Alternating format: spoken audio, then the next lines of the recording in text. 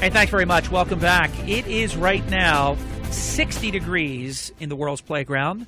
The fog, Chuck, did the fog burn off? Is it still foggy out? Fog burned off, Harry. Good morning. Good news. Chucky's here, baby. It's going to be 68 degrees today. Your high winds northeast 10 to 20 miles an hour. Cloudy tonight, low 56. Tomorrow, early in the morning, some additional clouds remain. We'll see some clearing, nothing resembling sun, but some clearing later tomorrow. High 66. Winds lighter, still out of the north-northeast at 5 to 10 miles an hour. Every Tuesday morning at this hour, this very appointed time, Chuck Malamut, who has been our official financial advisor for the past 26 years on the Early in the Morning program, is here. Chuck is the managing director and leads his team, the Malamut Group, at Morgan Stanley's Northfield, New Jersey office. You can reach them at 609-383-2010. And the program you're about to listen to is presented by Chuck, a financial advisor at Morgan Stanley. The information, views, and opinions expressed on this broadcast are those of Chuck Malamut, do not necessarily reflect those of Morgan Stanley or its affiliates. They are current as of the date of this broadcast, subject to change without notice. Neither the information provided nor any opinion expressed herein constitutes a solicitation for the purchase or sale of any security. This presentation is for informational purposes only. Morgan Stanley, Smith Barney, member SIPC. Chuck, good morning. Good morning, Harry. How are you today? Outstanding. If I were doing any better, it would be illegal. Market update, Chuck. Time is yours. So, Harry, as we finished up the third quarter, it was pretty interesting. As we got to the end, the Dow Jones, the S&P 500, up anywhere from 7.2 to 7.8%. I think the clear winner year to date has been the Russell 2000, more of your small caps, which were totally ignored as we got into the beginning of the year. Same thing with the Russell 1000 value, up about 10%. And I think one of the things that we kind of chatted about that got absolutely no respect is what is referred to as the MSCI emerging markets, that being your international the countries that are not developed, up almost 16%. And so as we get into the fourth quarter, I don't like to be political here, but there is a lot of attention, and there's a lot of investors, including a lot of hedge fund and institutional managers that are just sitting on the sidelines, waiting to see what these results are going to be. So as we look at if we got into the end of last week, Harry, the number one theme was what's happening with the election. The number two theme is the hole that's been potentially created in Deutsche Bank's capitalization. It's been anywhere from, they had to pay a record fine of $16 billion that now is supposedly being reduced to the $5 billion mark. And will Merkel step up? Will they help the bank? And so there's, as we got to the middle of last week, there was a lot of concern, and then the fingers were starting to be pointed. Could Deutsche Bank end up like a Lehman Brothers? Could Deutsche Bank end up like a Bear Stearns? And I think that as we got to the end of the week, a lot of the strategists clearly understood that that's not the case. And then last but not least, Harry, OPEC at the end of the week announced preliminary plans to cut production fairly significantly, which drove up oil prices. So as we ended the quarter and ended the week, the energy sector was the strongest performer last week, and defensive sectors, as a result, underperformed at the same time. How moved are you by the fact that 19 of the past 21 elections have been decided by how the S&P 500 performs during that certain time period, basically August through the election itself, or right before the election? So I think this year it will be technically August 8th through November 8th, and how it performs. If it's up, the party in power wins. If it's down, the party in power loses.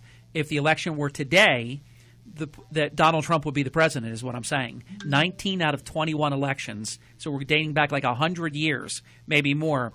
What are your thoughts about that? Well, Harry, I like to say that it's merely a statistical, set of circumstances, but it happens so often. But I think when you've had that many instances where 19 out of 21, then clearly, it is a very, very good indicator as to where we think the voters of our country are going to decide who the next president is. By the way, be. It's not a shocking, revelation, because if you're up, people feel better than if you're down. I think it's pretty basic. Oh, absolutely, Harry. And I mean, and I think that tonight's a big night. I agree with that. I think it is I'm not quite certain what kind of attention and what sort of viewership we're going to see, but I and then right after that, Sunday will be the second debate of the presidential candidates. And that obviously is going to draw a lot of eyeballs as well. So I think it matters in terms of this has the potential to maybe be more, I would hope, substance-oriented than the first one. It also gives people a look at two people that they hardly know, and it will not be 80 million or 100 million people watching, but it will be millions. And if a big mistake is made by one or the other, it will matter. And I think it matters because a couple of days from now will be the second presidential debate. So I'm actually looking forward to it. I think, Harry, there'll be a lot more intellectual capital that could potentially get discussed, but unless they end up, they could end up both playing defense. Well, because this could work out being that they only talk about the top of their tickets, or Pence defending his top of his ticket and Kaine defending the top of his ticket, and then it could also devolve into something that that we're not proud of as citizens. But I think it has the potential to be more substance oriented. That's where I tend to agree with you on that. I think that looking at the candidates, hopefully they will focus on the issues, and clearly at the end of this evening we'll have a much better idea of who the vice presidential nominees are and who would be the better choice. Yep, I think it's going to be good. So, in terms of the market update, anything else, or are we going to move on? No, I think, well, Harry, I think that as you look at as we enter the third quarter, I think your listeners would be very surprised if we kind of rolled the clock back, and if we told you in January that the number one performer through three quarters would be the energy sector, up almost 19%. I think everybody probably would have thrown you off the radio at that point in time. But as it turns out, energy, telecom, and utilities were the three best performers sector-wise. Consumer discretionary, financials, and healthcare were directly the opposite. So if you kind of break out the S&P, as I mentioned before, Harry, up roughly 7.8% for the three quarters, there were only four sectors that underperformed the S&P into itself. Consumer staples, consumer discretionary, financials, and healthcare, and all the other sectors, real estate, materials, industrials, technology, utilities, telecom, and energy performed in excess. So, I think we're setting ourselves up for a decent year end. You think about, we struggled for the better part of 5 or 6 months this year, and we went seesawing back and forth and went absolutely nowhere. And then the market ended up with some traction.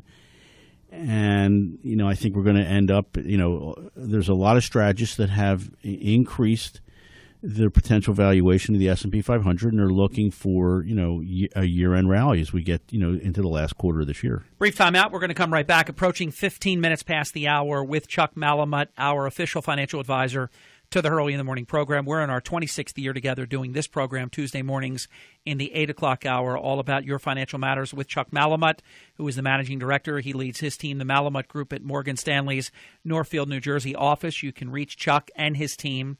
They're very service-minded, very accessible, and very eager to go to work for you. 609-383-2010, and then you can learn about Chuck's perfected concept of total asset management coupled with the all-important asset allocation. We continue our discussion. We're going to shift gears and talk about GDP when we come back, because there's been yet another revision of the second quarter GDP. Chuck will have the latest when we come back in 3 minutes. We're back. Chuck Malamut, yours truly, Hurley in the Morning, all about your financial matters. So, Chuck, the United States gross domestic product, many listening see and hear it called GDP all the time, yet another adjustment. So, Harry, your second favorite topic. Yes, GDP. your number one topic is employment or unemployment, Yes. however you want to, whatever you want to call it.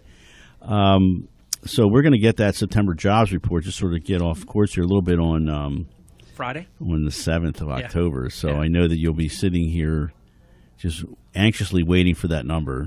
But in any case, GDP, it was moved up slightly in the second quarter. It was revised higher last week from 1.1 to 1.4%. I thought 1.3.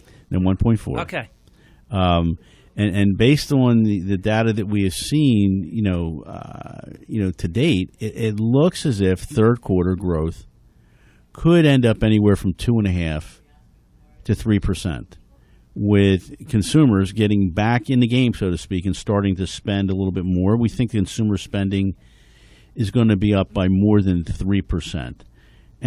But I think this outlook, a lot of it's going to be driven as to what I mentioned to you just a few minutes ago, is what happens. What are the results of Friday's job report? I think that's all eyes are going to be on that. And you think about the fact that I'm not sure, there might be one more report, Harry, that comes right before the election. Oh yeah, I could tell you how it's going to be too. Okay, all right. Okay, I'll tell you. There's no question. There's one right before the election, and then there'll be a revision. It'll be the highest we've seen in the entire time of this administration. Okay, and then a month or two later there'll be a revision placed on that, because they always place revisions. Correct. 60 to 90 days after the initial report. Hey, listen, I'm just the guy that predicted what the unemployment rate was going to be on the final report prior to Election Day. And they did it. They accomplished it. They did it. They're going to do this, too. This will be the highest GDP. Hey, listen, let's just embrace it. It's wonderful. It's great news. If we're at 2.5%, 3%, I root for my country. I'm rooting for America. But interesting to note, though, that it's been at 0 to fractional to 1-ish for 8 years, but all of a sudden 3. Oh my gosh, this is fantastic! Great news. All right, Chuck, back to you. So, Harry, I merely bring you the information, and here's what I'm willing to predict, and you don't have to bet a piece on this one because this is easier than the other bet. It will be over 2. I think they will make it less than 3 because 3 won't be credible. So they won't go 3, but they'll go somewhere between 2 and 2.5. Okay, and where would the unemployment number be? The unemployment number is not as important now because obviously it's even below the model of what was ever conceived as possible, because 6% unemployment was basically considered 100% employment. So when you get that down, below that, that's not as important. They needed that last time. They need the GDP this time. Okay, we'll see where we go then. So why don't we? You want to move on, or we want to? I think we slayed that. You want to talk about OPEC's decision? Yeah, Harry. So interestingly enough, if you look at the price of Brent crude oil, I mean, last week it was up almost 7%. Year to date, up over 31%. Trailing 12, up 1.4%. So just think about the volatility that we have seen in the oil patch, in the oil sector over the last year. But last week, Harry, OPEC's decision, to cut production by 200,000 barrels to 700,000 barrels per day is pretty significant. And if you think about it, the collapse in oil prices that we had, about a year and a half ago, in all likelihood, Harry, this decision is should prevent another near-term collapse in prices.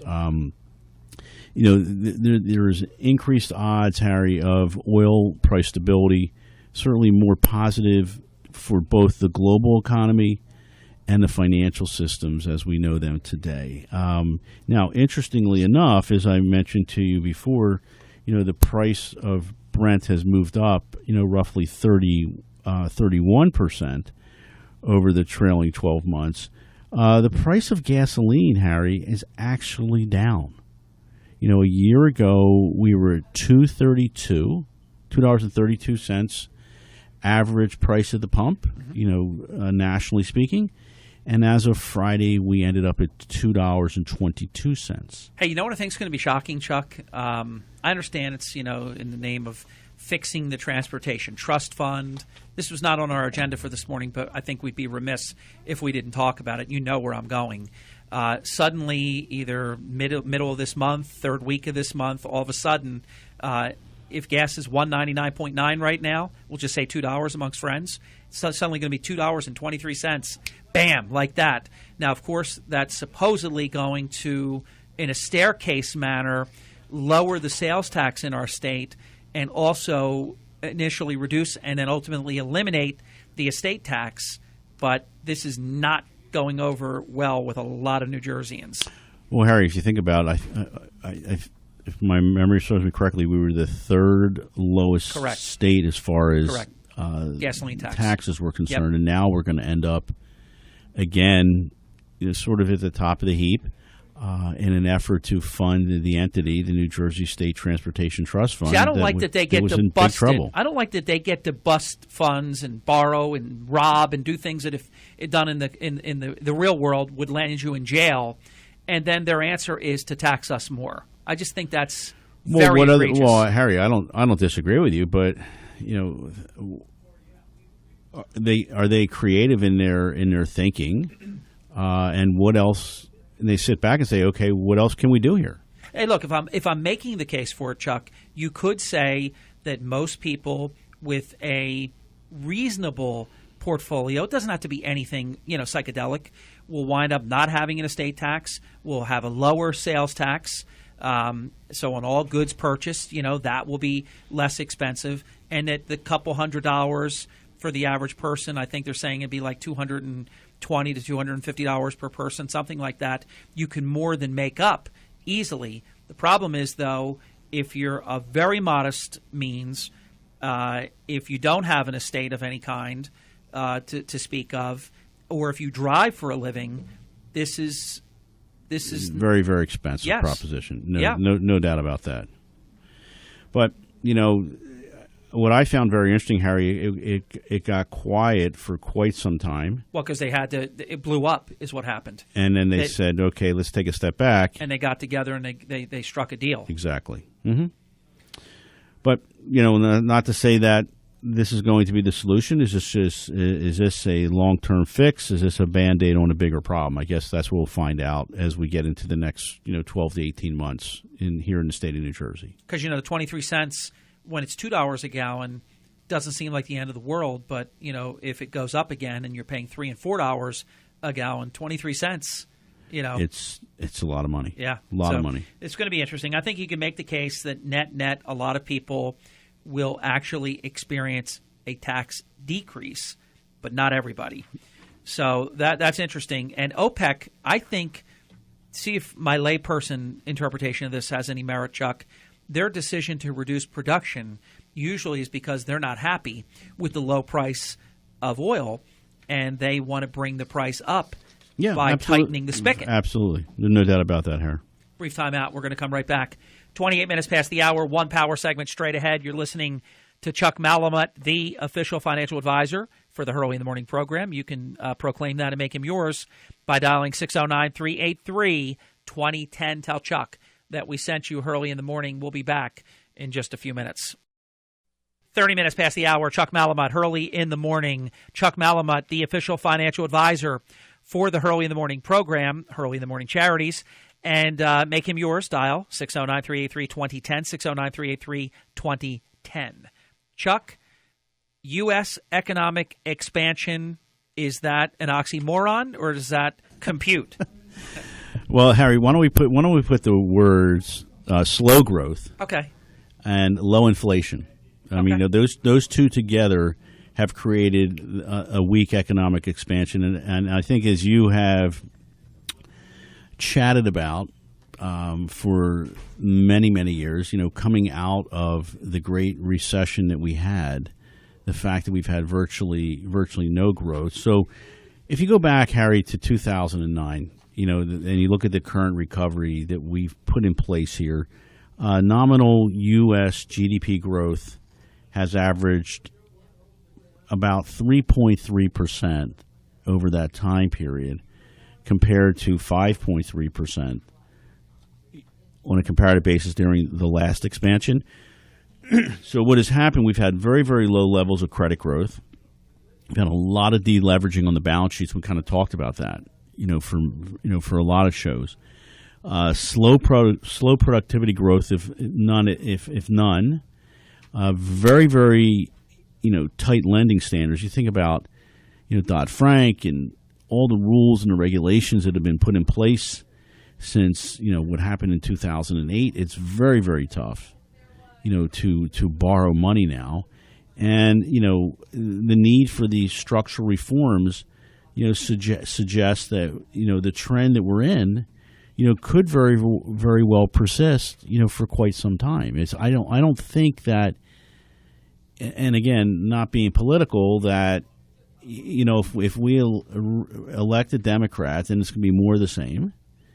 If we elect a Republican, then, can you in fact make changes? Let me and how efficiently and effectively can you make these changes? Exactly. And if we have split government, then it's even more challenging, because just because an executive says it, if they don't have the votes, there's only so much you can do by executive fiat. I need an explanation as to, because I'm always open to understanding why something is a certain way. I keep hearing, and you even say it from time to time, markets want Hillary to win. Now, even if it's not Hillary, they want the Democrat to win. If we take personalities out of it, what I don't understand is she's espousing policies that will choke the life out of job creation. She wants to massively increase taxes. She's setting her target at Wall Street. She said it as recently as probably 12 hours ago in a speech that I saw part of. Why are markets – it almost looks like they're for something that is bad for them. I think, as perverse as this sounds, Harry, is the fact that it's the fear of the known versus the fear of the unknown. So they'll handle what they know is going to happen, even if it's adverse, and be able to deal with that. But the other alternative is such a wild card that they're more risk adverse to that than to somebody actually that espouses policies that could ultimately not be good for business to begin with, but yet they know what that person is going to do. And your friends in the media, have certainly done everything in their power to create this. I don't want to call it mystique. This mindset that electing a Republican, is like a runaway freight train. I have to say, Chuck, it's the best answer. I've been in search of this answer because it blows my mind when I see things that just don't make sense like this. It's the best answer I've heard anybody give. I now get it. It is not a financial love fest with agreeing with that philosophy. It is known versus unknown. Yeah, I think for sure, Harry. I think that's where we are. And if you look, if you look at the market, now granted, you think about, we just finished the third quarter. So hopefully we'll be able to focus on earnings a little bit. They'll start coming in a week or so, with Alcoa being the first, and then a lot of the big banks coming shortly thereafter. And hopefully the market, because you're in that quiet period right now, there's not a lot to report on. And as a result, all eyes are on the election. All eyes are on the Fed. Which, Chuck, brings us to our last topic, which is corporate earnings. And I want to begin with sort of a preamble to that, something you've talked about on your show a lot over the years, because it makes sense to talk about it as earnings are coming in and they're about to come in and so on and so forth. You've talked about top line and bottom line. What we've seen in this most unusual recovery, and I say unusual because it's without precedent. There's never been a recovery like this, and whether anybody out there is Republican, Democrat, independent, unaffiliated, conservative, liberal, moderate, just take any philosophy out of play. Just on the numbers, what I said is completely an accurate statement. It's not an opinion, talk show host just saying something acerbic. There's never been a recovery like this. It's never occurred in the entire history of the country. Something I paid a lot of attention to, Chuck, during your program is when you talk about companies. Well, they didn't make the top line, so they kind of got hit a little bit, but they made the bottom line. And I kept hearing not making top line, but hitting bottom line. And that sort of seemed to be the hallmark of this recovery that the top line revenue numbers weren't being hit, but the companies were finding operational efficiencies, and therefore the bottom line was, a positive event. Then I started to hear you talk about also top line being hit on a number of occasions. Do you think we're still in that mode where companies are making bottom line and top line more often than not, or still relying on cuts in staffing, cuts in operational, expenses to compensate for not making their top line, working very, very hard with cuts and other strategies to make the bottom line? Harry, I think if you go back and look over the last two reporting periods, it seems as if now the revenue compression, we kind of took the foot off the pedal here, where revenue was starting to look better versus analysts' expectations, and the same thing with the bottom line. But I think what's happening, Harry, that earnings on a year-to-year basis, are going to continue to struggle. As we mentioned before, had very, very slow economic growth. We've had a lot of concern about the deflation. That has put a lot of downward pressure on corporate earnings over the last year and a half or so. I think we'll know better in the next month or so if that trend continues or not. So, these factors, that we chat about, there are concerns of ours, but we do think that we're seeing some signs of improving earnings, and like I said, we'll know in very short order. Nevertheless, it's going to be an uphill battle, so to speak, that we're going to be faced with, in the marketplace over the next next year or so. You never talk about one company, so I'm going to throw this out generically. And occasionally you'll talk about a company, but you don't make recommendations and speak about one company like that. Sometimes there's something just in the interest of the public where a certain thing is going on. And I'll give you an example. In the Android, or whatever you want to call it, the smartphone industry, obviously there's one company that has really been hurt because their product has been literally going up in flames.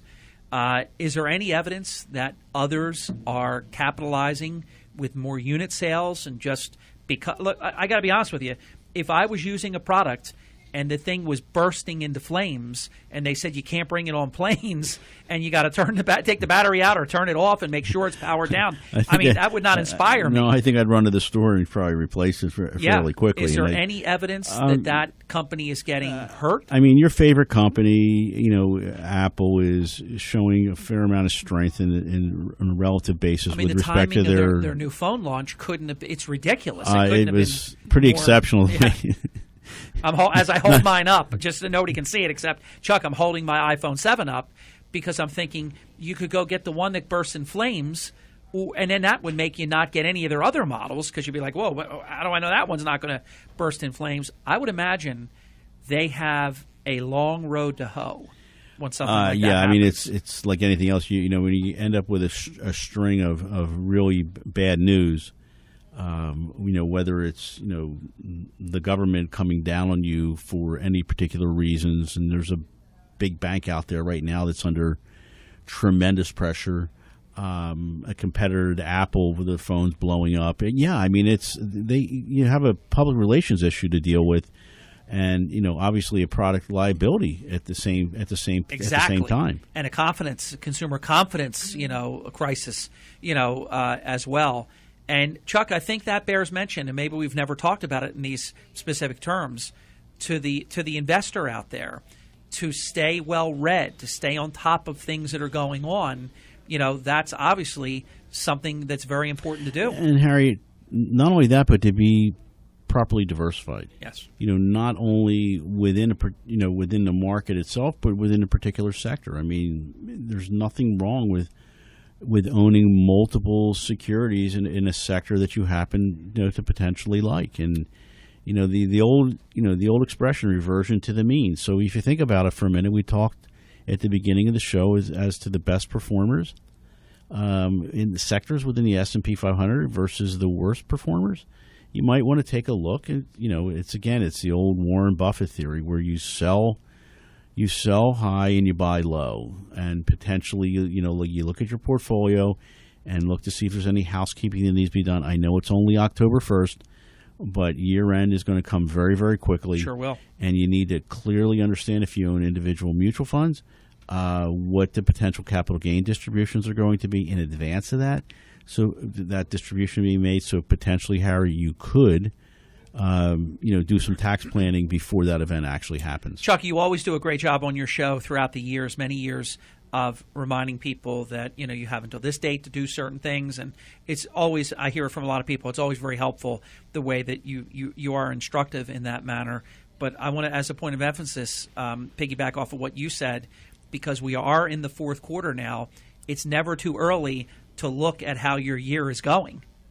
Yeah, Harry, we actually do it a couple times during the year. And as we get to the end of the year, the one thing that we want to make absolutely certain is that if we can eliminate potentially paying unnecessary taxes, by offsetting, gains versus losses or vice versa, we're gonna go ahead and do it. Now, I guess maybe. I was waiting. Is he going to say it? No, Is he going to say it? Guys, you should see. All of a sudden, Chuck's eyes lit up. I know what I just said. But Harry, on a point counterpoint, just don't run for office, kids. Point counterpoint issue. What we're doing is completely well within the realms, and it is obviously it's what you should do. Absolutely, but everybody does, including the person that's complaining about it. So I was saying that, I'm saying, I'm trapped now. I can't. I got to keep going. What I was going, but what we said was there's nothing wrong with it. Harry, we've been doing it for 30 years. Nonverbal communication. My eyes looking into Chuck's eyes.